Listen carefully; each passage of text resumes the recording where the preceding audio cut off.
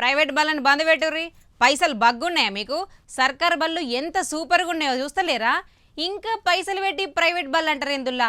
అద్దాల మేడలు, కాన్వెంట్ స్కూళ్లకు ధీటుగా పోటీలు, ఆటలు పాటలు, గ్రౌండ్లు, పొద్దుగల టిఫిన్, మధ్యాహ్నం అన్నము, పోషకాలు, విటమిన్లు, చదువులు, టీచర్లు, బళ్ళు పుక్కట్ల, పుస్తకాలు, బడి బట్టలు, అన్ని సవలతులు ఉండంగా ఇంకా ఏమిటికి పోతుర్రు ప్రైవేట్ బళ్ళకు అని అడిగితే గీసొంటి ముచ్చట్లు చూపెట్టుర్రి.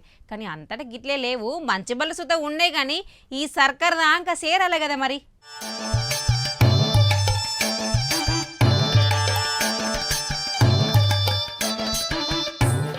సర్కార్ బళ్ళని బాగు చేస్తాం, కార్పొరేట్ లెవెల్లో వస్తువులు ఇస్తామని నాయకులు పెద్ద పెద్ద ముచ్చట్లు చెప్తారు. కానీ క్షేత్రజాయిలో చూస్తే మాత్రం కథ వేరే లెక్క ఉంటుంది. పిల్లగండ్లు చదువుకునేందుకు చక్కటి అర్ర లేదు, కూర్చునేందుకు బెంచీలు లేవు. ఖమ్మం జిల్లా వైరా నియోజకవర్గం మేస్కూర్ మండలం తూతలింగన్నపేట పంచాయతీ ఇందిరానగర్ కాలనీలా సర్కార్ బల్లె కథగిది. 2 ఏళ్లైనా బడి బిల్డింగ్ పూర్తిగాక పిల్లగండ్లకు నరకం కనిపిస్తుందట.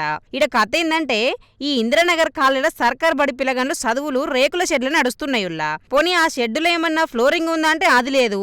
కిందున్న మటలనే కూర్చొని పిల్లగండ్లు చదువుకోవాలన్నట్టు.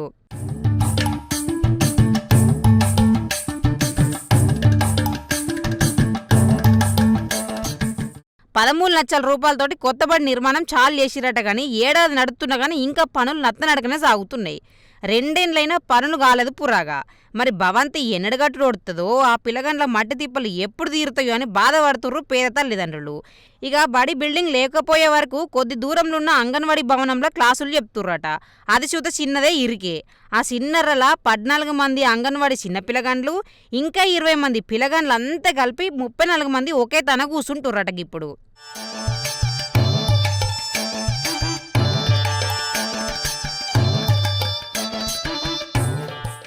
ఆర్రల్నే అంగన్వాడీ మేడము, 2 ఆయాలు ఉండాలి. మళ్ళా గాలి లేదు, ఎలుతురు అసలే లేదు. అయినా సరే పిల్లగండ్లు అడ్జస్ట్ కావాలి. ఏం కప్పటని చెప్పురు ఇప్పుడు పిల్లగండ్లకు. మరి గింతగంగ సుత బడి పెద్ద సార్లు ఏమంటలేరా అంటే మస్తు సార్ల పెద్ద సార్లకు చెప్పినా రేపు మా పని కాలం వెళ్ళదీస్తుర్రట. చూద్దాం చేద్దాం అనుకుంటూ ఉంటారట. కానీ చూసింది లేదట, చేసింది లేదట. పాపం పేద పిల్లగండ్లు చదువుకునే సర్కార్ బడి కాబట్టి ఇంత చిన్న సూప అని గరం అవుతుర్రాడున్నోళ్ళు. మరి గింతగోస పడుతున్న సుత ఇంకా ఈ దిక్కు తొంగి చూడకపోవడు దేనికి సంకేతమో.